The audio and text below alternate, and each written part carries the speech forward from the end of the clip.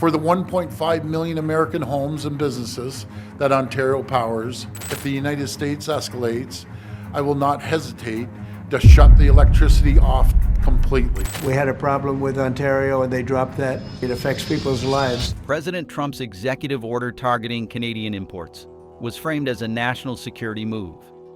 In reality, it pulled back the curtain on something no one was ready to admit. America's entire industrial engine was quietly running on support from Ontario, Canada.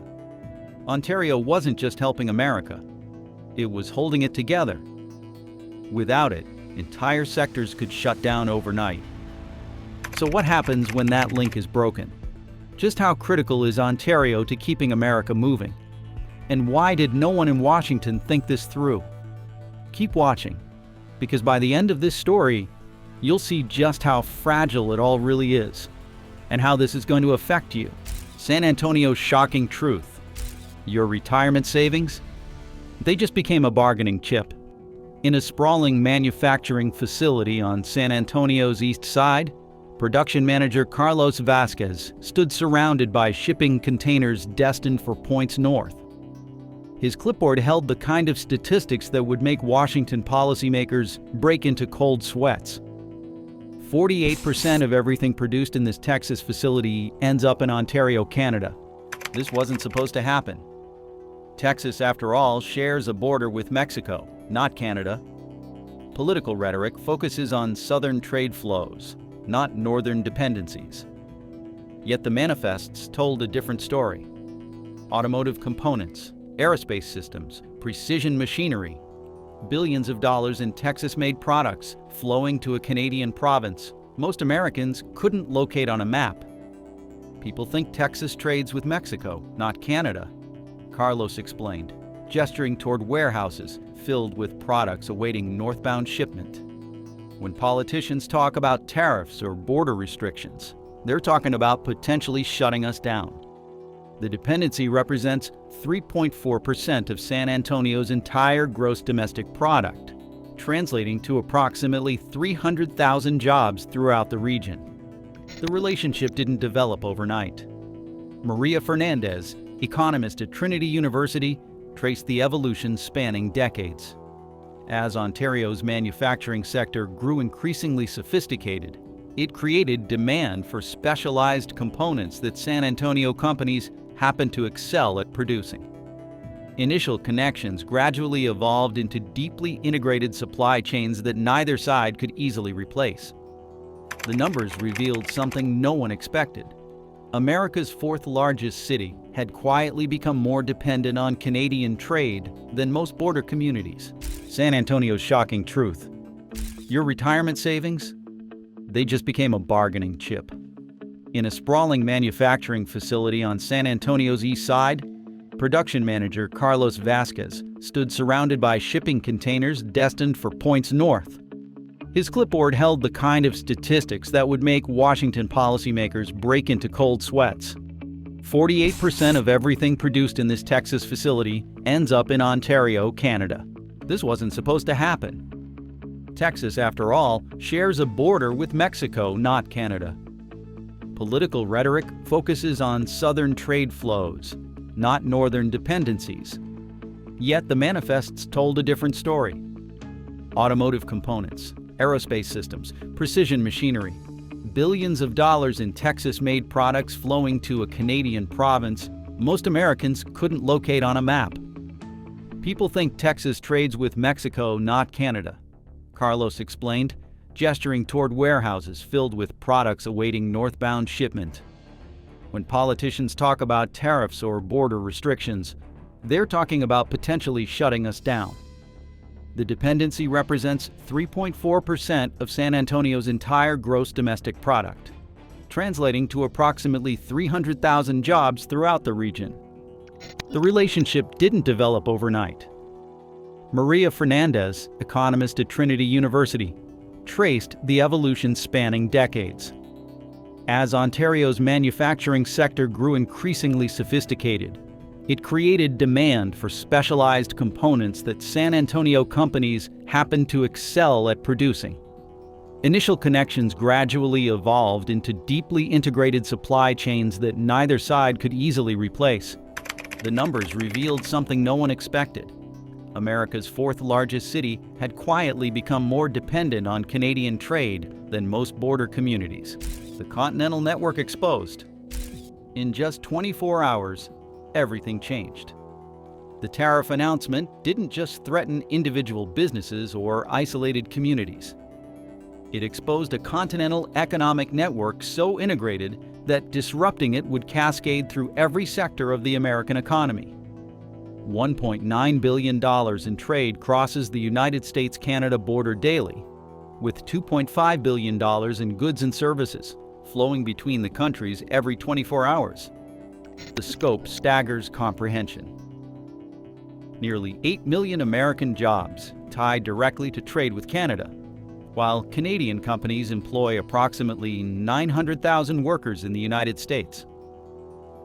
The relationship extends beyond manufacturing into healthcare, where thousands regularly cross borders for work. Professional services, education, and even municipal operations depend on cross-border collaboration. The Ambassador Bridge connecting Windsor, Ontario to Detroit, Michigan alone handles trade volumes equal to all commerce between the United States and Japan. This single crossing processes goods worth $323 million daily, while 40,000 people traverse it for work, family, and business. When politicians speak of trade disruption, they're describing the potential shutdown of economic arteries that keep American cities functioning. City leaders across the affected regions began quietly developing contingency plans, recognizing their unexpected vulnerability. Economic development offices that had spent decades recruiting businesses based on cross-border advantages suddenly faced the possibility of watching those same advantages become fatal weaknesses. The tariff crisis had accomplished something no economic study or policy analysis ever could. It forced America to confront the reality that its prosperity depended on connections most citizens never knew existed. What came next would test every alliance, challenge every assumption, and reveal whether the world's largest economy could survive the severing of ties it had never acknowledged building. What came next would test every alliance, and the automotive sector would prove that some connections run deeper than politics, economics, or even national borders. We spent months tracking supply chains across borders and mapping the exact economic networks that keep American cities functioning. You now have insider knowledge about vulnerabilities most citizens and even politicians don't fully understand. A quick subscribe helps us continue revealing these critical economic connections that directly impact your community's future. The Sixth Border Journey: how does an industry giant fall? One decision at a time. The automotive sector's vulnerability became crystal clear when supply chain analyst Michael Johnson traced the remarkable journey of a single engine component. What seemed like a simple piston actually crossed international borders 6 times before reaching consumers, revealing a level of integration that made the industry's survival dependent on political cooperation. The journey begins as raw aluminum extracted from Quebec's mines. This material travels to St. Catharines, Ontario for initial processing, where Canadian expertise transforms it into precision-grade metal. The aluminum then crosses into Detroit for specialized machining that American facilities have perfected over generations. Back it goes to Windsor for assembly into engine blocks, leveraging Ontario's world-renowned manufacturing capabilities. The component returns to Michigan for vehicle assembly, where it joins thousands of other parts in a choreographed production process. Finally, it crosses back to Canada as part of a completed vehicle sold to Canadian consumers. This seemingly inefficient system actually represents decades of evolved specialization, with each location performing exactly what it does best. Together, Michigan and Ontario produce 22% of all North American vehicles through this integrated approach, Johnson explained. The Windsor-Detroit Automotive Corridor embodies integration that makes geographic borders irrelevant to industrial success. Breaking apart this system would increase vehicle costs by an estimated $1,700 per unit, making North American manufacturers uncompetitive against global rivals. Behind closed doors, everything was different from the political rhetoric about trade independence and national security. The reality involved mutual dependence, so complete that separation would devastate both sides. Windsor's irreplaceable mastery. This wasn't just about cars anymore. It was about survival. Inside a specialized tool and die shop, master craftsman Robert Kowalski made microscopic adjustments to a mold destined to produce engine components for vehicles assembled in Michigan. His fingers moved with surgical precision, honed through decades of experience that competitors cannot replicate. This isn't something you learn from a textbook, Kowalski explained. I apprenticed under my father for 12 years before I could do this work independently. He learned from his father. Some skills take generations to develop. Windsor's tool, die, and mold-making cluster represents what economists call sticky expertise. Skills so deeply embedded in specific locations and communities that they resist relocation. American manufacturers have repeatedly attempted to establish similar capabilities domestically. We've tried establishing similar capabilities at our American facilities, admitted Jennifer Rodriguez, procurement director for a major auto manufacturer. The results never match what comes from Windsor. There's something about the knowledge ecosystem there, the informal networks, the shared expertise, the specialized training pipelines. The concentration of specialized knowledge creates competitive advantages that neither side could achieve independently. Windsor's expertise becomes Detroit's strength in global markets where efficiency determines survival. The relationship delivers measurable economic benefits that extend far beyond simple cost savings. The specialized knowledge clusters developed on each side of the border cannot be easily replicated, creating mutual dependence that makes political separation economically catastrophic. Deep within the supply chain, families had built their lives around cross-border integration that spanned generations, creating human connections even more difficult to sever than industrial ones. Windsor's irreplaceable mastery. This wasn't just about cars anymore. It was about survival. Inside a specialized tool and die shop, master craftsman Robert Kowalski made microscopic adjustments to a mold destined to produce engine components for vehicles assembled in Michigan. His fingers moved with surgical precision, honed through decades of experience that competitors cannot replicate. This isn't something you learn from a textbook, Kowalski explained. I apprenticed under my father for 12 years before I could do this work independently. He learned from his father. Some skills take generations to develop.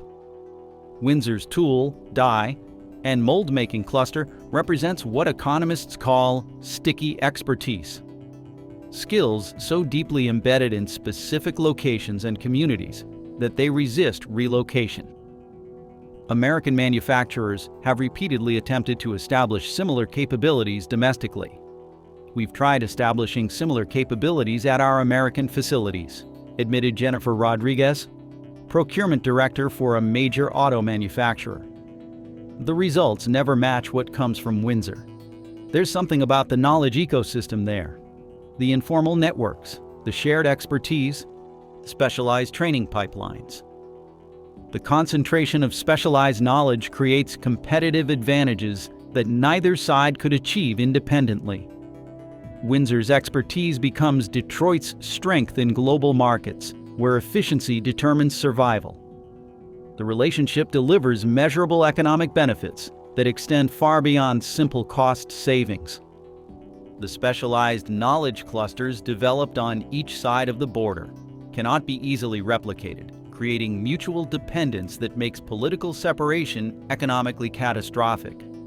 Deep within the supply chain, families had built their lives around cross-border integration that spanned generations, creating human connections even more difficult to sever than industrial ones. Detroit's shared heartbeat. The middle class wasn't just squeezed, it was targeted. The Kovalevchuk family represents 3 generations working in connected auto plants on both sides of the border, embodying integration that transcends national boundaries. Dmitry Kovalevchuk, now retired, worked at Ford's Windsor engine plant for 32 years. His son Alexei manages logistics at a Detroit assembly facility, while his granddaughter Natasha engineers electrical systems back in Windsor. "We don't think of it as 2 countries," Natasha explained. "It's one manufacturing ecosystem that happens to have a river running through it. The border is just a line on a map. The real connection is the expertise developed over generations." Border cities take on new meaning when family dinners require international travel, yet represent the natural flow of integrated economic regions. The average vehicle crosses the Detroit-Windsor border 7 times during production, creating a choreographed dance that supports hundreds of thousands of American jobs. $27 billion in annual trade crosses the Ambassador Bridge. But the real story involves families like the Sandersons, with roots on both sides. Michael's wife teaches in Windsor. His brother works at a tool and die shop there, while his daughter manages quality control at a Detroit assembly plant. Maria Delgado, who has worked in Detroit's auto industry for 23 years, captured the human dimension. We share the same weather, the same sports teams, the same economic fate. When Windsor catches a cold, Detroit gets pneumonia, and vice versa. This interdependence translates to measurable economic impact, with Detroit's export intensity to Canada standing at 5%, the highest among major American cities. The consequences would ripple across continents, but first they would destroy communities where economic integration had created social bonds stronger than citizenship. The integrated grid crisis. What happened next would alter the global economy forever. Energy Systems Manager David Chen watched real-time displays show electricity flowing seamlessly between nations, as if borders didn't exist. The Eastern Interconnection Grid operates as a single entity spanning from Ontario to Florida, making separation physically impossible without risking cascading failures. "We can't simply flip a switch and separate these systems without risking cascading failures," Chen explained. The grid developed through deliberate planning to enhance reliability and reduce costs. Disentangling this system would require massive infrastructure investment, creating higher energy costs cascading through manufacturing, transportation, and consumer prices. New York draws significant power from Ontario's hydroelectric facilities during peak demand periods. Michigan's industrial base relies on stable electricity prices maintained through cross-border grid balancing.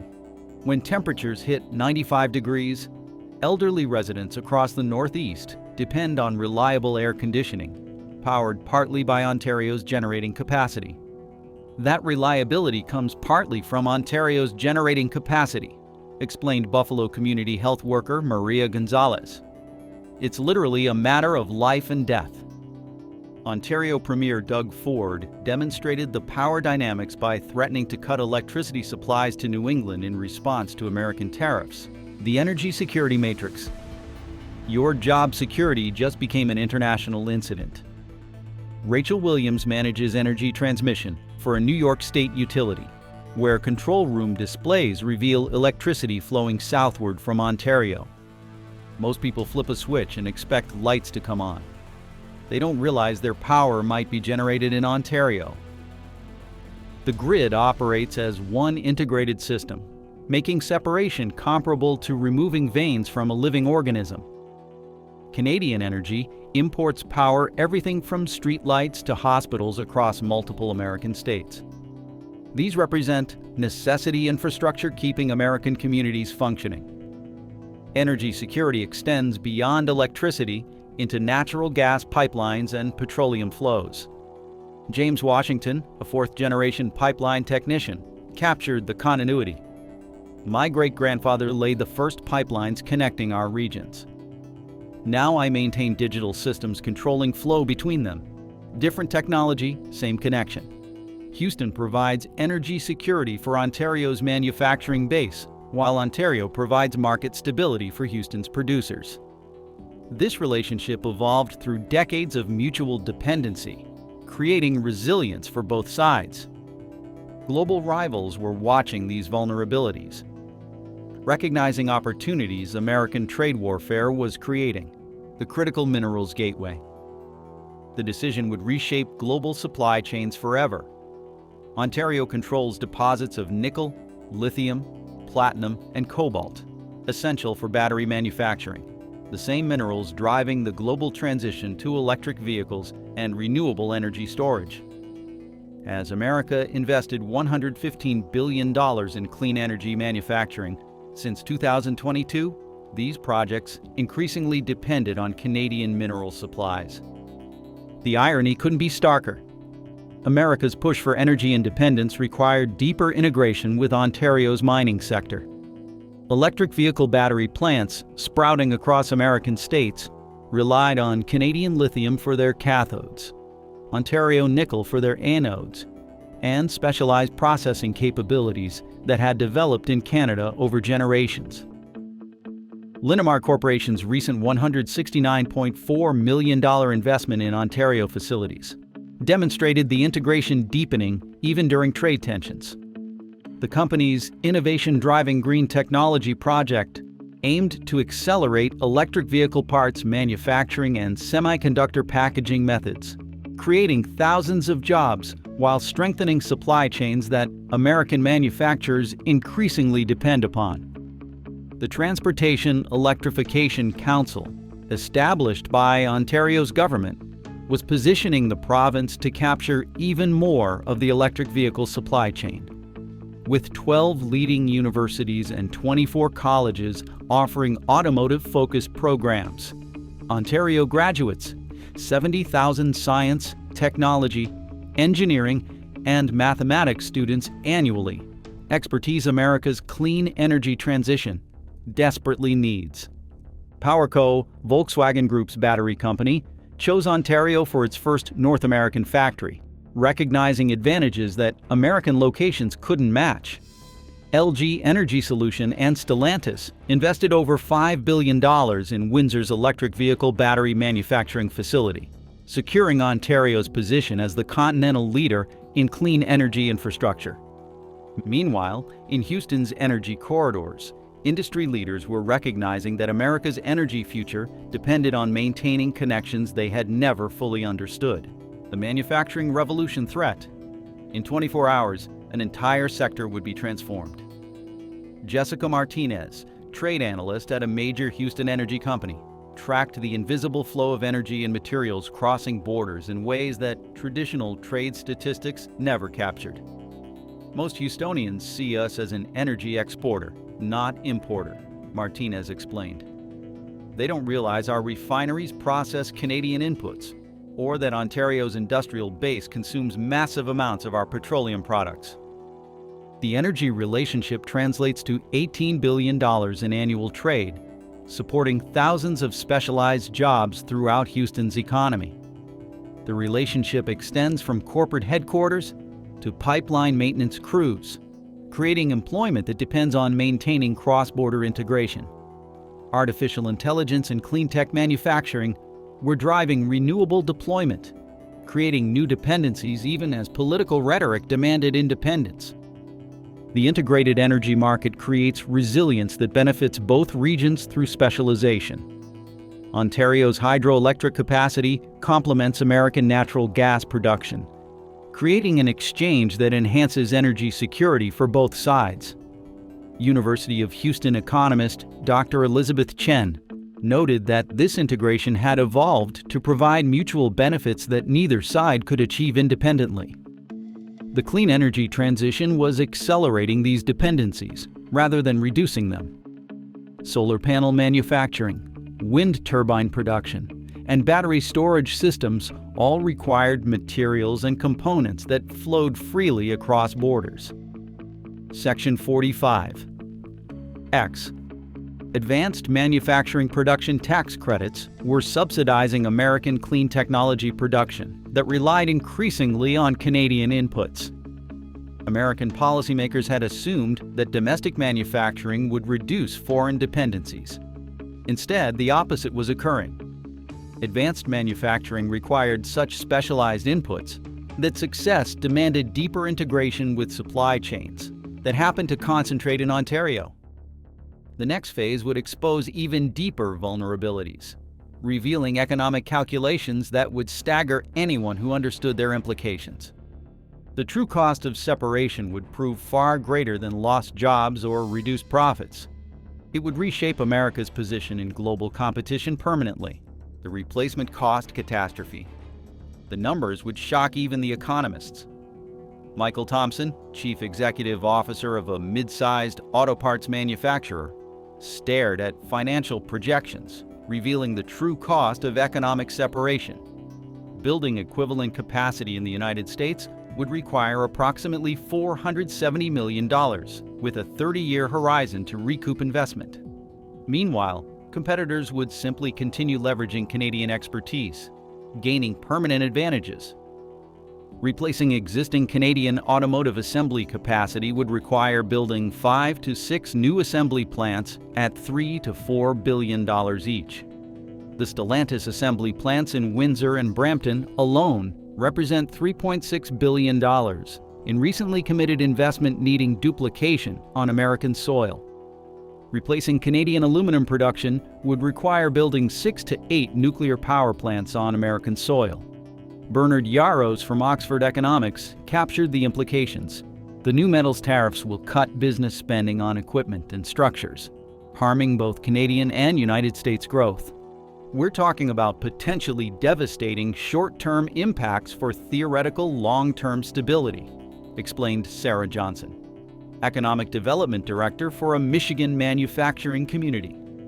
How do we tell thousands of workers to wait several years while we rebuild capacity that already exists across the border? The ripple effects had only just begun, extending into communities where entire ways of life hung in the balance. The community destruction formula. This wasn't just economics. It was about entire ways of life. Elena Rodriguez sat at her kitchen table in San Antonio, surrounded by bills representing a family's version of the continental economic crisis. Her husband Manuel's 17-year career at an export-dependent manufacturing plant meant their mortgage payments, children's college plans, and retirement security all depended on trade relationships most Americans never knew existed. Politicians talk about trade like it's abstract, Elena said, scanning headlines about potential tariffs. For us, it determines whether we can pay our mortgage next month or if Manuel loses his job of 17 years. Economic modeling revealed starkly different scenarios. A sudden disruption without transition planning would create unemployment spikes between 7 and 12% in affected regions, explained Dr. Elizabeth Chen, economist specializing in regional development. Under rapid disruption scenarios, housing markets collapse as unemployed workers cannot maintain mortgage payments. Maria Vasquez, community organizer in Detroit's Mexican Town neighborhood, witnessed anxiety spreading. When trade tensions rise, so does stress in our community. People postpone medical care, delay major purchases, keep children from college. School Superintendent Robert Davis faced institutional destruction. 37% of our district's tax base comes from businesses involved in cross-border trade. If those businesses close, we face impossible choices about which educational programs to eliminate. But the human cost was only part of the equation. Strategic implications would prove even more devastating. The strategic opportunity gift. America's crisis would become Asia's greatest opportunity. Manufacturing capacity doesn't simply disappear during trade disruptions. It relocates to competitors eager to capture market share. Trade analyst Dr. Wilson warned that disruptions create opportunities for competitors in Europe and Asia to capture market share that may never return. While American and Canadian facilities struggled with tariff-induced inefficiencies, manufacturers in Germany, Japan, and South Korea were expanding their North American market presence.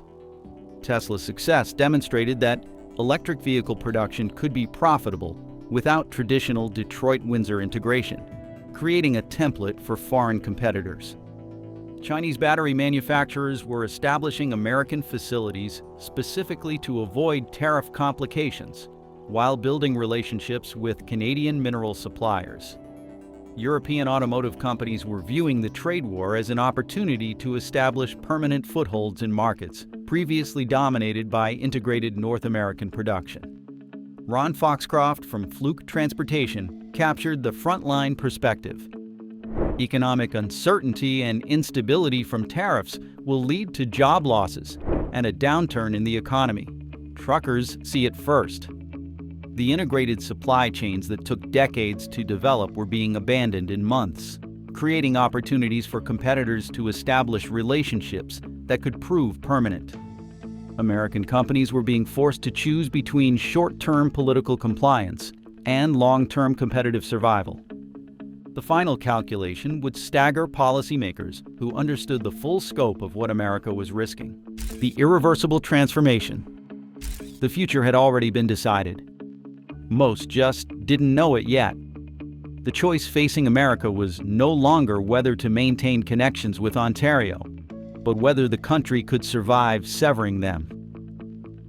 $412.7 billion in United States imports from Canada in 2024 reflected integration that had become essential to American prosperity.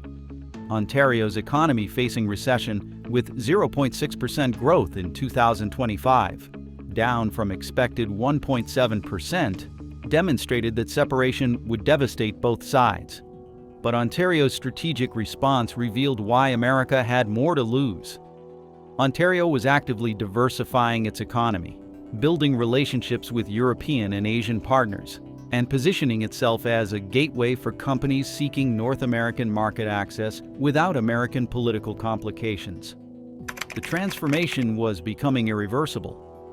Supply chain relationships that took generations to develop were being replaced by connections that deliberately excluded American participation. The expertise clusters that had given North America competitive advantages were fragmenting, with knowledge workers exploring opportunities in Europe and Asia, where their skills commanded premium wages without political uncertainty. The next generation of entrepreneurs and innovators was learning that economic success required geographic diversification, away from American market dependence. The trust that had enabled decades of integrated development was being replaced by strategic hedging that assumed continued American political instability. The final irony was inescapable. Efforts to make America more economically independent were instead making the country less relevant to global supply chains that increasingly operated without American participation. The choice facing America was no longer whether to maintain these connections, but whether the country could survive without them in a world where competitors were eagerly filling the void American politics had created. Now, what's your thoughts on this? Let's talk in the comments. Thanks for watching, and I will see you there.